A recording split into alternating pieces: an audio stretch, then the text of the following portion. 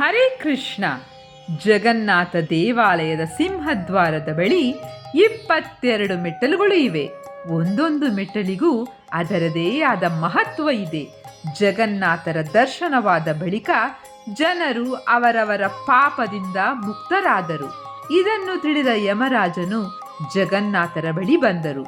ಭಗವಂತನೇ, ಜನರ ಪಾಪವನ್ನು ಕಳೆಯಲು ತುಂಬಾ ಸುಲಭವಾದ ದಾರಿಯನ್ನು ಕೊಟ್ಟಿರುವೆ. ನಿನ್ನ ಒಂದು ಮಾತ್ರ ದರ್ಶನದಿಂದ ಎಲ್ಲರೂ ಪಾಪ ಮುಕ್ತರಾಗಿ ನನ್ನ ಲೋಕಕ್ಕೆ ಯಾರೂ ಬರುತ್ತಿಲ್ಲ ಎಂದರು.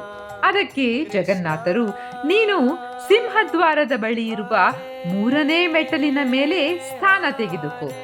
ಯಮಶಿಲೆಯನ್ನು ಯಾರು ತುಳಿದು ದರ್ಶನಕ್ಕೆ ಬರುವರೋ ಅವರು ಜನನ ಮರಣ ಎಂಬ ಚಕ್ರದಿಂದ ಪಾರಾಗುವರು.